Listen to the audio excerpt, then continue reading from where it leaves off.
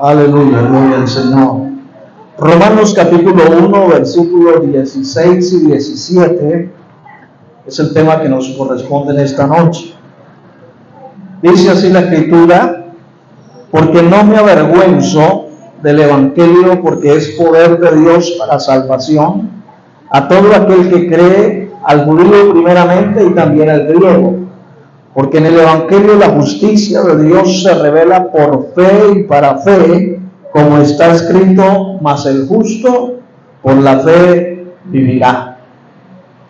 Si de colocarle algún tema al estudio de esta noche sería: no me avergüenzo del Evangelio. Ahora hagámonos esa pregunta: ¿tenemos usted y yo, como creyentes, como seguidores del Señor, tenemos razones por qué avergonzarnos del Evangelio? Sería la pregunta que nos hiciéramos. Si Pablo se hiciera esa pregunta, pues lógicamente ya nos ha dado la respuesta. Él dice: no me avergüenzo. Pero si lo viéramos desde el punto de vista humano, pues Pablo sí tenía razones por qué avergonzarse del Evangelio. De manera humana, ¿no? Estamos hablando desde el punto de vista humano. Pablo tenía razones por qué avergonzarse, partiendo de que fue encarcelado por predicar el Evangelio, de que fue azotado, de que fue perseguido, fue apedreado, dejado casi medio muerto por predicar el Evangelio. Rechazado por los judíos, rechazados por sus más cercanos a él.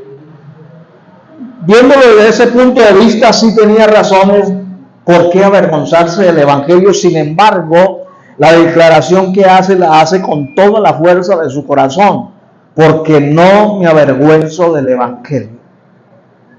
Ahora, hermanos, yo creo que por más que usted y yo suframos por causa del Evangelio, deberíamos estar del lado de Pablo también. No hay ninguna razón de por qué avergonzarnos del Evangelio.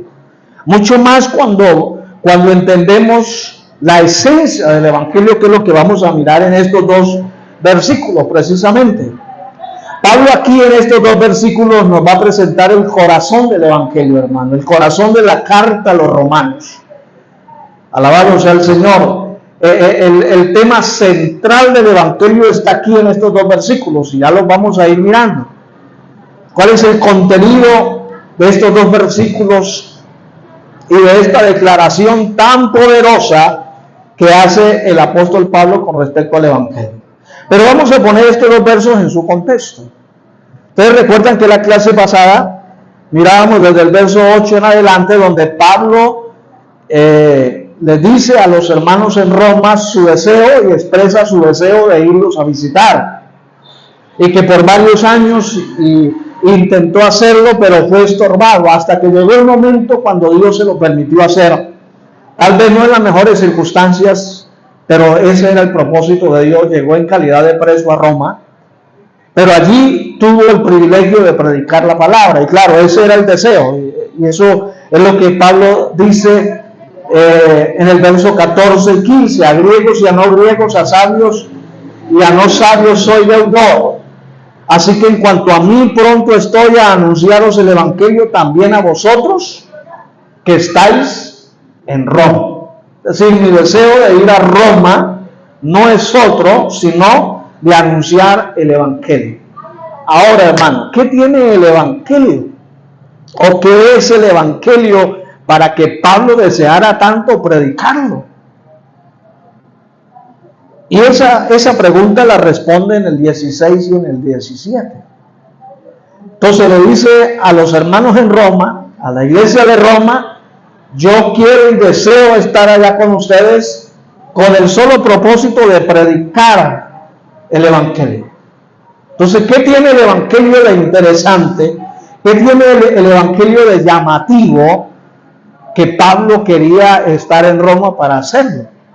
Bendito sea el Señor. Entendiendo, hermanos, que la cultura grecorromana era una cultura que giraba alrededor de una mitología.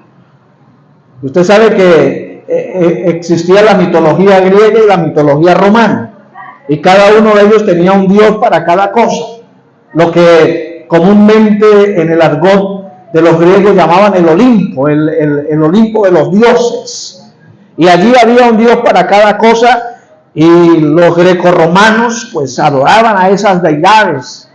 Y también, hermano, el emperador romano, el César, era considerado un dios, y dentro de la cultura romana se le exigía a los súbditos del reino, del imperio, que se reconociera al César como el Señor, el Kurios, en término griego, Kurios, la palabra griega para Señor.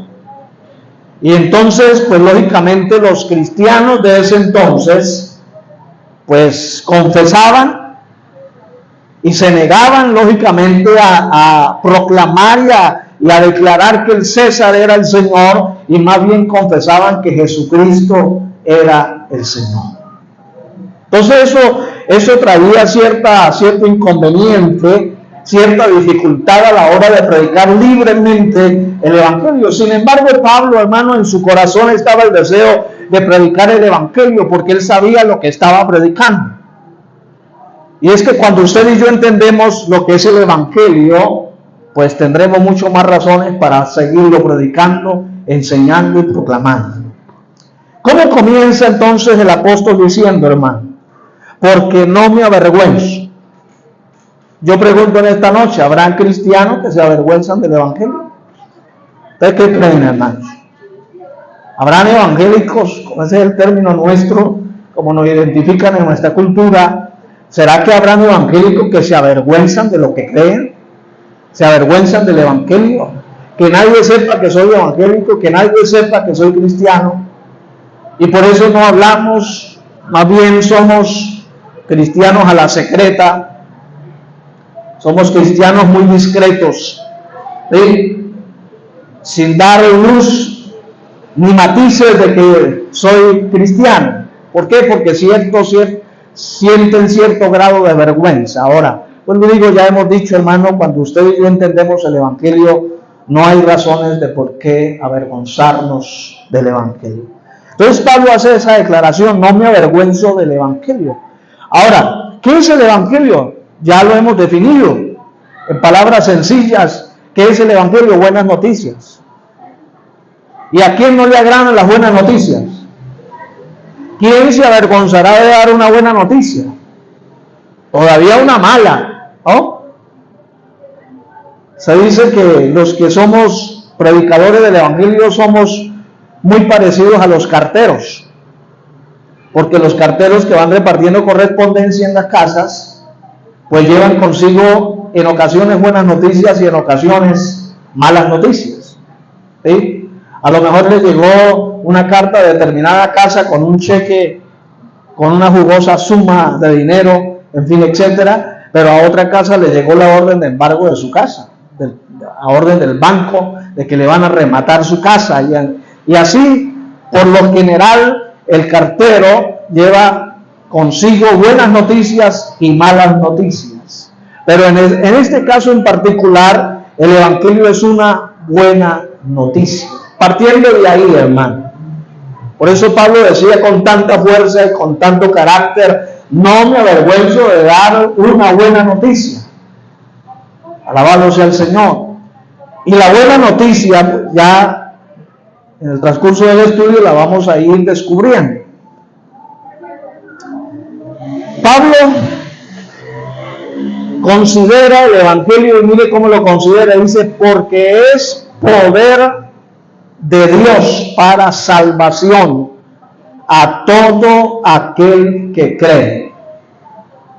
¿Qué es el Evangelio, hermanos? Poder de Dios. Si alguien podía hablar del poder de Dios, era Pablo. Ahora, esa palabra poder en el griego es la palabra dunamis, de donde viene la palabra latina dinamita. ¿Y usted sabe para qué se requiere o se usa la dinamita? Para bombardear. Los que trabajan haciendo túneles y carreteras, la usan para abrir camino y ¡pum! Usan la dinamita para destruir. Pero en este caso, hermano, Pablo está diciendo, el evangelio es la dinamita de Dios, pero no para destruir, no para hacer daño, sino para construir, sino para bendecir a todo aquel que cree. Entonces, Pablo dice, yo no me avergüenzo del evangelio, primero porque es poder de Dios para transformar. Y claro, hermano, lo estaba diciendo alguien que usted conoce muy bien la historia, alguien que era enemigo de Cristo, alguien que era enemigo de los cristianos del primer siglo, que los persiguió, que los metió a la cárcel, alabado sea Dios, que defendía a capa y espada su propia fe farisea, su propia religión, y que eso lo llevaba a odiar a todos aquellos que pensaban de manera distinta a él. Y cómo de un momento a otro, después de aquella experiencia con el Señor, Pablo cambió, fue transformado de la noche a la mañana. ¿Quién hace eso, hermano? Solo el evangelio del Señor, que no es un poder destructivo, no es un poder para hacer daño, todo lo contrario, es un poder para transformar. Eso pues lógicamente nos lleva a hacer una pregunta: ¿cómo nosotros explicamos que una persona que está viciada por el vicio, por la droga, por el alcohol, escucha el evangelio y cree en el evangelio, es transformado de la noche a la mañana? ¿Cómo alguien que intentó durante muchos años dejar el vicio, dejar determinadas conductas pecaminosas y no pudo, porque estaba dominado y era esclavo del pecado, cómo después de haber oído y de haber creído en el evangelio, es un hombre nuevo y es una mujer nueva? Que de un momento a otro, sin cómo explicarlo, cambia de conducta, aborrece el alcohol, aborrece la droga, ya no es ese hombre malvado, pecaminoso, tal vez perverso, sino que ya es un hombre de bien y una mujer de bien. ¿Cómo lo explicamos, hermano? ¿Cómo explicamos eso? Yo creo que todos los que estamos aquí tenemos ese testimonio. A lo mejor usted y yo, cada uno en particular, somos un testimonio vivo del poder de Dios. ¿Cómo fuimos transformados en un momento por el poder de Dios, por el dunamis de Dios, por la dinamita divina? Alabado sea el Señor. Eso es el poder del evangelio. Y entonces, cuando usted y yo tenemos ese testimonio vivo, pues ¿por qué callarlo entonces? ¿Por qué querer callar ese mensaje si otros lo necesitan? Al igual que usted y yo estábamos necesitados de Dios, y alguien tuvo la osadía de predicarnos, de presentarnos el evangelio, y por conducto de esa persona usted y yo creímos en el evangelio y hoy somos lo que somos por la gracia del Señor. Pues ¿por qué nosotros negarnos a seguir predicando el evangelio? Amén, hermanos. Alabado sea el Señor. Entonces, lo primero que Pablo dice es que el evangelio es poder de Dios para salvación. Para salvación. Y aquí hay que decir lo siguiente: ¿salvación de qué, hermanos? ¿De qué nos salva el evangelio? Es la pregunta que nos hacemos. ¿De qué nos salva el evangelio? Si yo al creer el evangelio soy salvo, pero ¿soy salvo de qué? Hay que decir algunas cosas aquí importantes. Primero, hermano, que usted y yo somos salvos de la ira de Dios. Porque finalmente el evangelio responde y resuelve el problema más grande que tiene la raza humana, el ser humano. Es que están expuestos a la ira de Dios. En el versículo 18 dice, después de decir Pablo que en el Evangelio la justicia de Dios se revela por fe y para fe, como está escrito, mas el justo por la fe vivirá. Es decir, que el Evangelio se recibe por fe y se vive por fe. Pero ¿por qué hay que vivir por fe? Porque la ira de Dios se revela desde el cielo contra toda impiedad e injusticia de los hombres que detienen con injusticia la verdad. Entonces, Pablo dice que el Evangelio es poder de Dios para salvación. Entonces, lo primero que nos salva el Evangelio es de la ira de Dios. El hombre, al estar bajo el pecado, bajo el dominio del pecado, lógicamente está bajo la ira de Dios, porque Dios es justo en todo el sentido de la palabra. Su carácter es justo. No puede, digamos que, aprobar la conducta mala de los hombres. Su justicia hace que el pecado del hombre provoque la ira y el enojo de Dios.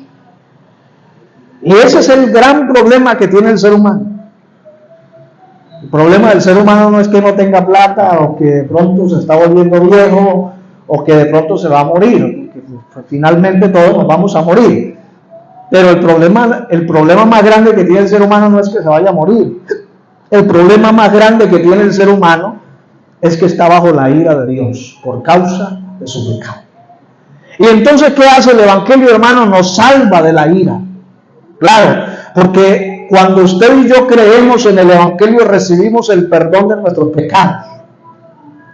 Recibimos por la gracia de Dios la salvación de nuestra alma. Y entonces la justicia de Dios ya es satisfecha por la justicia que Cristo otorgó en la cruz del Calvario a favor del pecado, del pecador. Alabado sea Dios. ¿De qué somos salvos también, hermano? Somos salvos precisamente del dominio del pecado. Porque Jesús dijo que el que hace pecado, esclavo del pecado. Y cuando alguien cree en el Evangelio, pues es libre de ese yugo del pecado. Es decir, que usted y yo somos libres.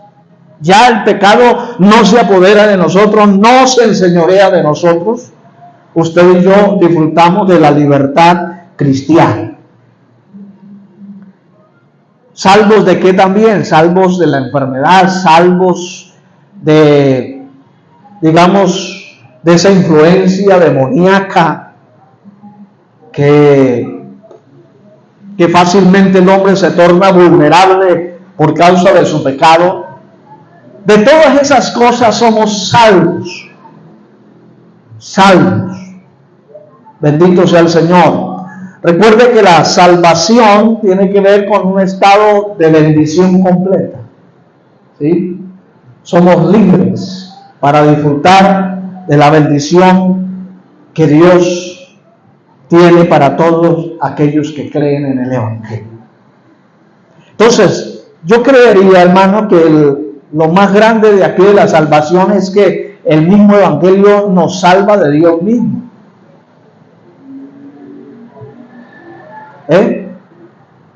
Porque el único que nos puede salvar de la ira de Dios es Dios mismo. No hay otro, hermano.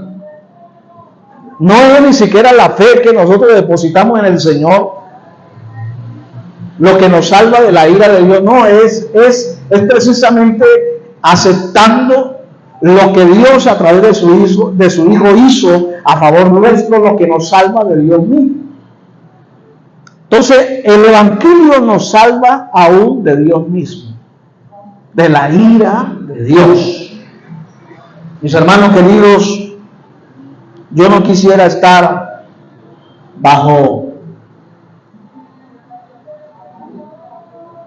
la influencia de la ira de Dios. Tal vez nosotros no nos alcanzamos a imaginar ni a cuantificar lo que significa estar bajo la ira de Dios, bajo el yugo de Dios, hermano. En ese orden de ideas, no lo alcanzamos a imaginar. Si bien es cierto La Biblia habla de un día de la ira de Dios que tiene que ver con todo ese periodo terrible de la gran tribulación apocalíptico. Y cuando uno pues se llega a esos pasajes apocalípticos, uno queda pues anonadado a veces sin entender cómo la ira de Dios se va a derramar sobre este planeta Tierra por causa de la desobediencia y rebeldía de los hombres. Pero Pablo le está dando la respuesta y está dando la solución al gran problema que tiene el ser humano. Si ustedes quieren ser librados de la ira de Dios, yo les tengo la respuesta. Se llama el Evangelio del Señor Jesucristo, que es el dunamis de Dios, que es el poder de Dios para salvación a todo aquel que cree. Y eso nos lleva a pensar también en otra cosa, y es que el Evangelio tiene un alcance mundial a todo aquel que cree. Recuerde que Pablo era judío. Pablo era judío y tuvo que vérselas con la cultura judía y fue muy atacado por sus compatriotas. Pero sin embargo, hermano, Pablo fue, en este caso, muy central en su mensaje, sin favorecer a los suyos, pero tampoco favoreciendo a los demás, sino que fue imparcial en ese sentido. Entonces, en este caso dice, el Evangelio, ese poder de Dios está al alcance de todo aquel que cree. ¿Me hago entender, hermanos? Es decir, que el Evangelio no es para unos y para otros no. El Evangelio no fue traído por Dios, ni fue proclamado por los apóstoles inicialmente solamente para un pueblo en especial, sino para todo aquel que cree. Al judío primeramente y también al griego. Esa era la manera como los escritores antiguos podían incluir a todo el mundo. Como eran judíos, decía, bueno, el Evangelio en este caso es para todo aquel que crea, al judío primeramente y después al griego, es decir, a todos los demás, todos los que no son judíos, los que de manera, digamos que a veces despectiva, ellos llamaban gentiles, porque los gentiles eran considerados como perros, como leña para el infierno, decían algunos filósofos judíos con respecto a los gentiles. Entonces Pablo aquí está incluyendo el alcance que tiene el Evangelio. Es un alcance global, es un alcance universal, es para todo aquel que cree.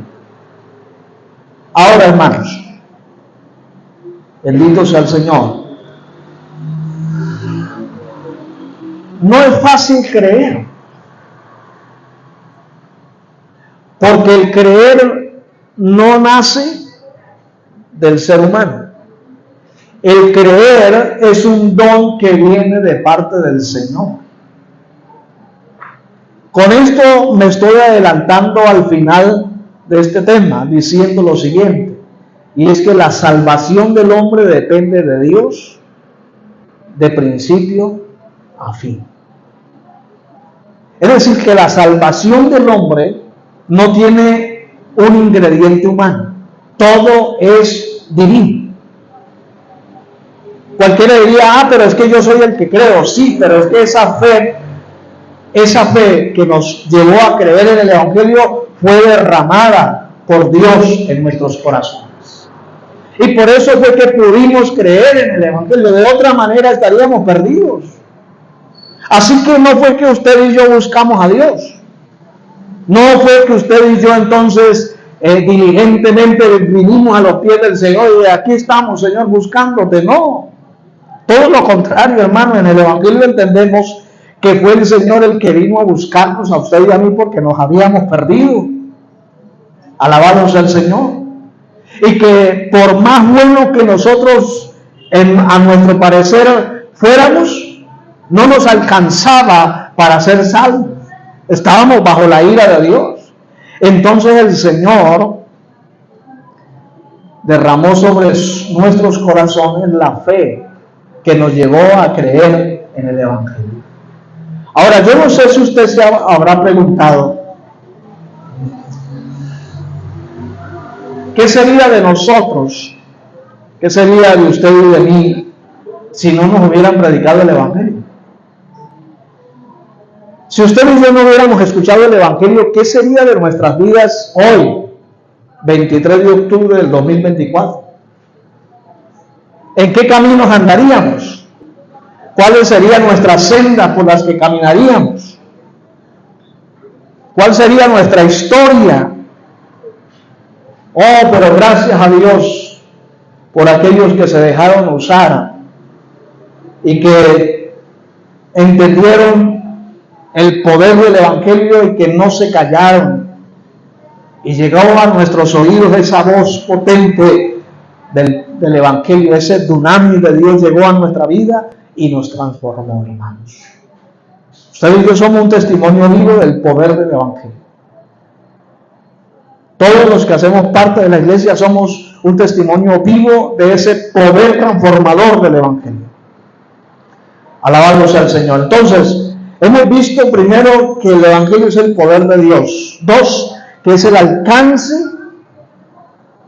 que tiene un alcance mundial, un alcance global, que es para todo aquel que se atreve a creer en el Evangelio. Incluye a los ricos, a los pobres, a los doctos y no doctos, a los negros, a los blancos, en fin, etcétera, etcétera, etcétera.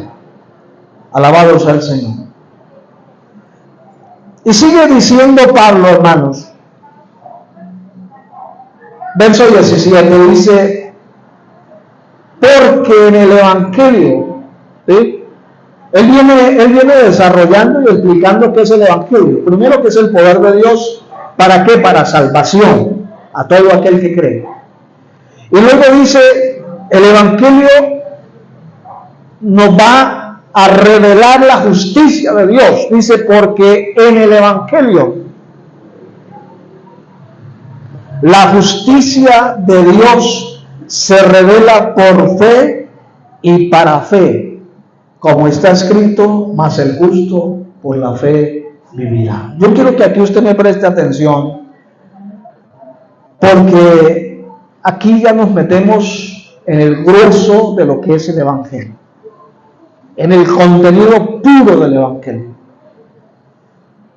Hablábamos hace un momento de que todos estábamos expuestos a la ira de Dios a causa del pecado. ¿Sí? Por causa del pecado estamos expuestos a la ira de Dios, al castigo de Dios.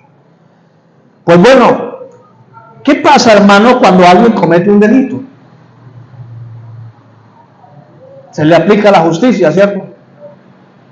Si humanamente alguien mata a alguien, pues la justicia vamos a decir, se aplica a ese individuo y se le hace pagar una pena, de acuerdo a la jurisprudencia de cada país. Y tiene que ir a la cárcel, tiene que pagar a través de un castigo el delito cometido. Pues bueno, hermano, lo mismo pasa con nosotros. Usted y yo estábamos en pecado. Teníamos una deuda enorme con la justicia divina. Ahora, preguntémonos en esta noche, ¿sería que habría otra manera, aparte del Evangelio, con la cual usted y yo hubiésemos podido pagar la deuda adquirida por causa de nuestro pecado ante la justicia divina? No hay manera, hermano. El hombre no se puede salvarse a sí mismo, ni nadie puede salvar a otro. Nadie puede escapar de la justicia divina a menos de que Dios mismo lo salve, de que sea Dios mismo a través de su Evangelio quien lo rescate de la justicia divina. Alabado sea el Señor. Entonces, hermano, aquí vamos a mirar, ya he dicho que el grueso del contenido del Evangelio tiene que ver con la justicia divina. Yo quiero explicarle lo siguiente. Vamos a pensar que estamos frente al trono de Dios. Hemos cometido y hemos violado la ley de Dios. Y como Dios es un Dios justo, justo en todo el sentido de la palabra, perfectamente justo, entonces no nos puede pasar por alto nuestras faltas y tiene que aplicar su justicia. ¿Ven? Y entonces ahí es donde viene la condenación. Pero también ahí es donde sale a relucir el Evangelio del Señor. Aleluya. Es ahí, hermano, donde entonces la obra redentora de Cristo cobra valor para poder entender el contenido del Evangelio. Usted y yo por cuenta propia, a nombre propio, no podíamos hacer absolutamente nada para satisfacer la justicia de Dios. Ni siquiera con todo el oro del mundo poderle llegar a decirle a Dios, bueno Dios, aquí está toda esta cantidad para que usted me exonere y para que la pena sea la más mínima posible. Eso no se puede hacer, hermano, eso es imposible.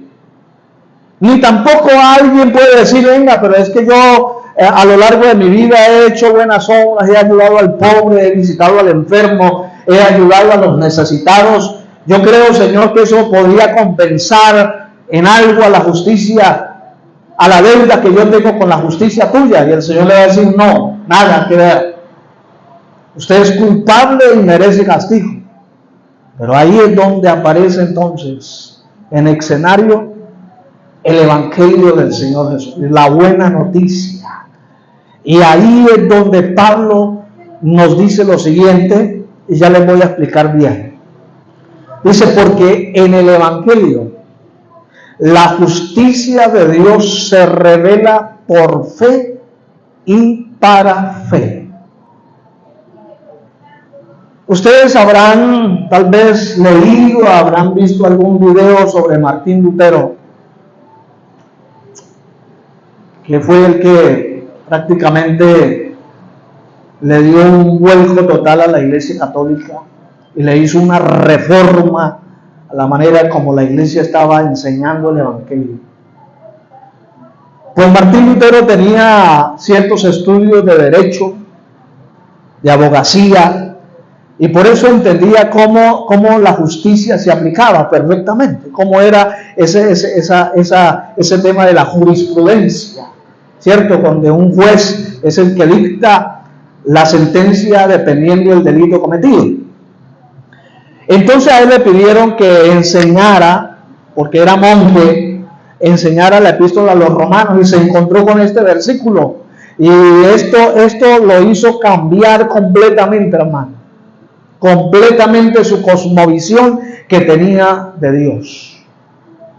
Porque él, al igual que una buena parte de seres humanos, creíamos que era a través de las buenas obras que podíamos satisfacer la justicia de Dios, que era a través tal vez de nuestro autoflagelamiento, nuestro autosacrificio, tal vez produciéndonos nosotros dolor mismo, entonces podíamos en alguna forma satisfacer la justicia de Dios. Entonces Martín Lutero, hermano, esto lo confrontó tanto que meditó y pudo entender lo que significa este versículo. Y es lo que les voy a explicar a continuación.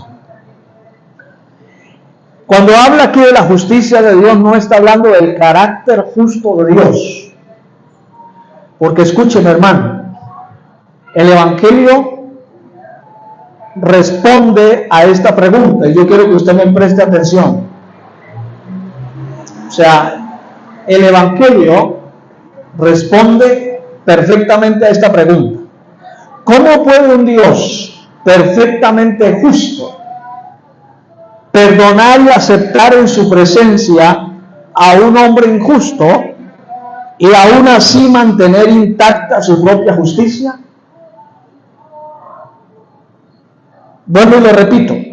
¿Cómo puede un Dios perfectamente justo perdonar y aceptar en su presencia a un hombre injusto y aún así mantener intacta su propia justicia? Dios en su carácter es justo. Y en su justicia demanda castigo. El ser humano es culpable. Ese es el dictamen. Está bajo la ira de Dios. Merece el castigo eterno. De eso habla el carácter de Dios. Y todos estamos bajo esa condenación. Dicho sea de paso, Pablo más adelante dice: por cuanto todos pecaron, estamos destituidos de la gloria de Dios. Todos, hermano. No hay ni siquiera uno, dice. No hay justo ni siquiera uno. Todos somos pecadores, todos somos culpables. Frente al dictamen del juez justo, todos somos culpables. Entonces, ¿qué nos queda, hermano? ¿Qué nos queda? Estamos condenados. Ya la sentencia está dada. Pero viene la buena noticia, mis hermanos. Viene la buena noticia. Y es que en este caso la justicia de Dios está hablando de esa provisión que Dios mismo hace a través de su Hijo Jesucristo para satisfacer su propia justicia. Yo no sé si usted me entienda esto. Pero lo que Pablo está diciendo aquí, venga, todos somos culpables y estamos sentenciados ya. Pero yo les traigo una buena noticia. Y la buena noticia es que ya el Señor, el juez justo, el Dios santo, aleluya, ya hizo provisión para satisfacer su propia justicia a favor nuestro. Es decir, que ustedes como seres humanos no tienen nada que hacer con respecto a satisfacer la justicia divina, porque no podemos, pero sí hay alguien que lo hizo ya por nosotros. Y ese alguien se llama Jesucristo. Eso fue lo que Jesús hizo en la cruz del Calvario. Y por eso decimos que este es el corazón del Evangelio. Porque ahí gira todo el mensaje del Evangelio. Yo no puedo predicar el Evangelio si no hablo de Jesucristo, si no hablo de la cruz, si no hablo de lo que ocurrió allá en la cruz. A veces como que abordamos este tema de manera muy pasajera, como muy liviana, sin darle el verdadero sentido a lo que Jesús hizo en la cruz del Calvario. Y yo quiero que usted en esta noche, hermano, se vaya claro de lo que ocurrió en la cruz del Calvario. ¿Qué fue lo que ocurrió en la cruz del Calvario? Mis hermanos, que Jesús cargó sobre sus hombros todo el peso del pecado, suyo y mío y el de todo el mundo. Desde el primer mortal hasta el último mortal que exista, todo fue cargado allí. Y debido a que Él llevó todas nuestras cargas, todo nuestro pecado sobre sí, sufrió el castigo que merecían nuestras faltas, que merecían nuestro pecado. Él sufrió lo que usted y yo deberíamos haber sufrido. Él pagó el precio, Él pagó la condena, Él satisfizo la justicia divina. Alabado sea el Señor. Y es por eso que usted y yo hoy, una vez hemos creído, somos declarados justos delante del juez perfectamente justo. Ese es, hermano, el misterio del Evangelio. Y es por eso que la pregunta la hacíamos: ¿cómo un Dios perfectamente justo puede perdonar y aceptar a un hombre que es injusto sin que su justicia se vea alterada, manteniendo intacta su justicia? Sencillo, hermano, porque Él mismo se aprovisionó de que alguien pagara el precio por el pecador, y no podía ser otro que Él mismo a través de su Hijo.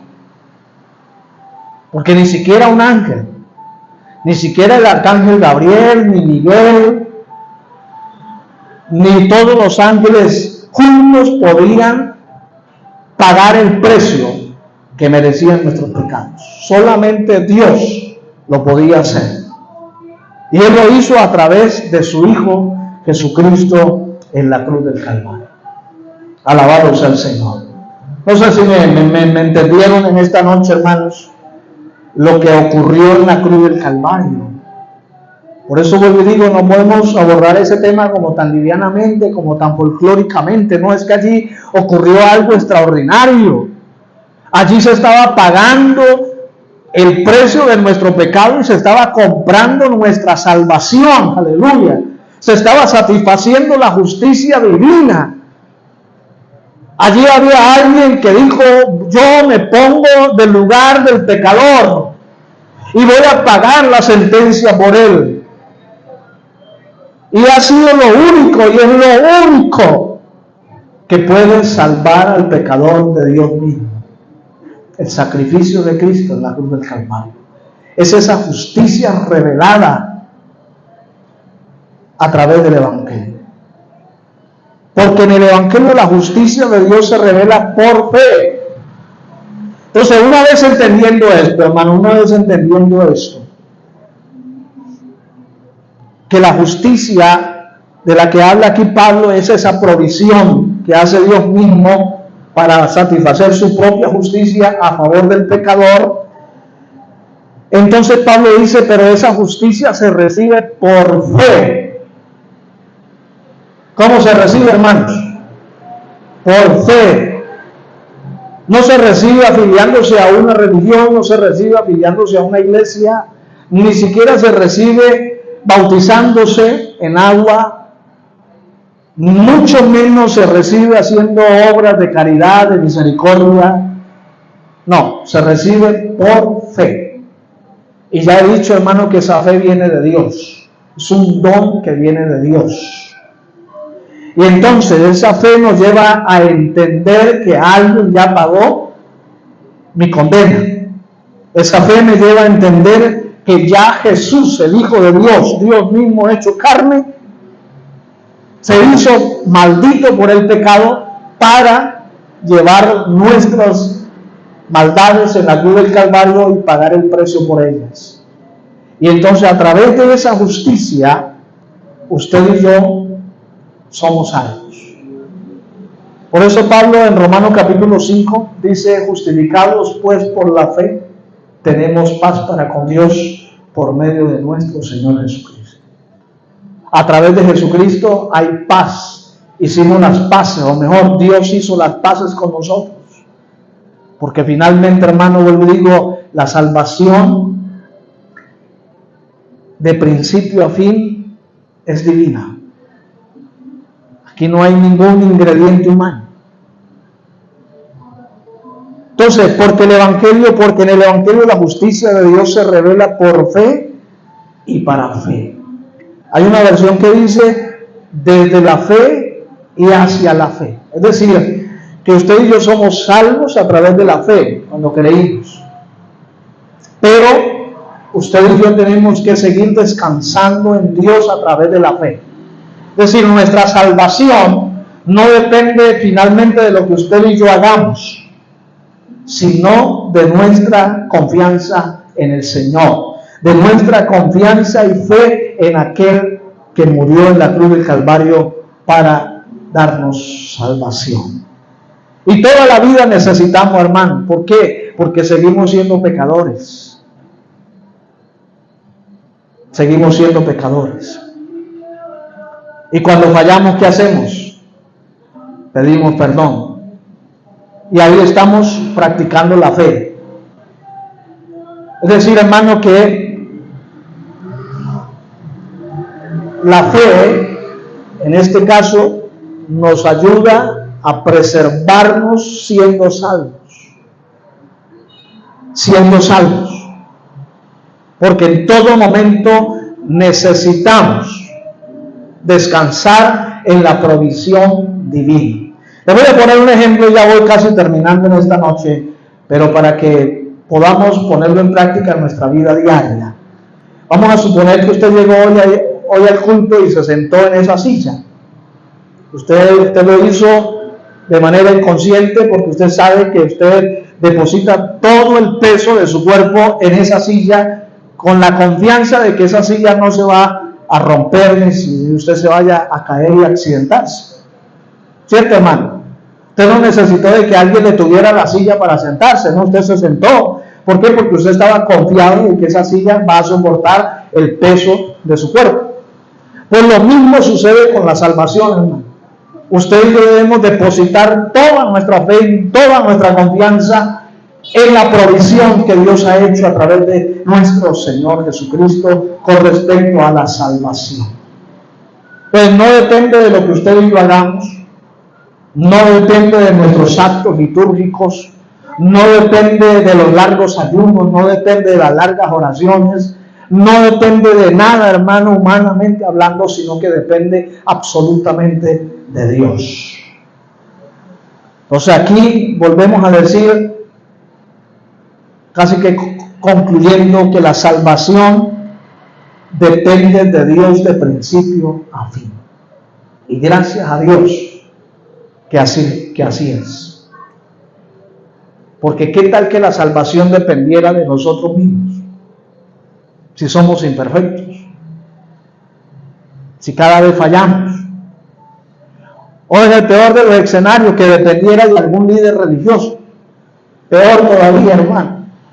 Porque el ser humano estamos plagados de injusticia, estamos plagados todavía del pecado. El virus del pecado todavía vive en nuestro cuerpo, hermano.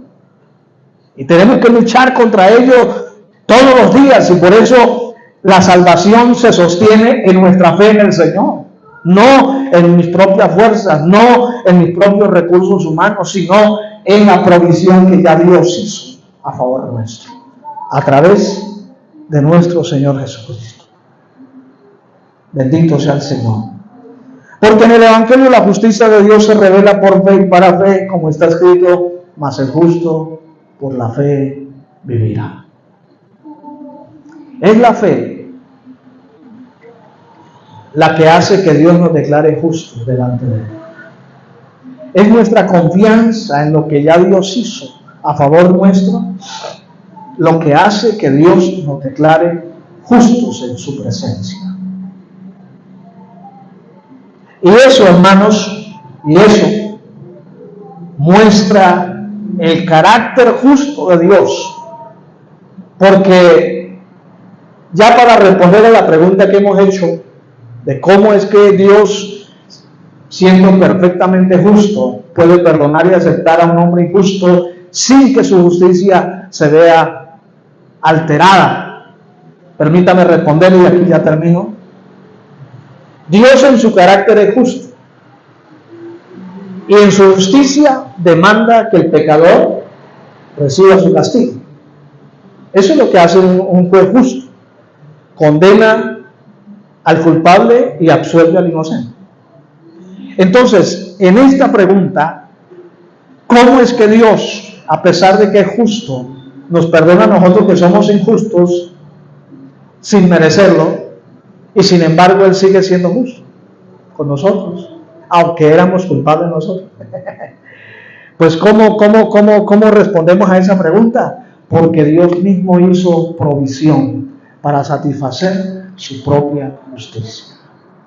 Cuando Jesús estaba muriendo en la cruz del Calvario, allí el Señor estaba pagando el precio, estaba satisfaciendo la justicia. Y por eso una de las últimas palabras que Jesús dijo en la cruz del Calvario antes de morir, dijo: consumado es. Telio en el griego, pagado por completo. Eso es lo que estaba diciendo Jesús. En dicho de otra palabra, estando el Señor en la cruz, allí exclamó y dijo: Señor, lo he pagado todo. He satisfecho tu justicia a favor del pecador. Por eso, Señor, todo aquel que de aquí en adelante crea en la justicia revelada por el Evangelio es salvo.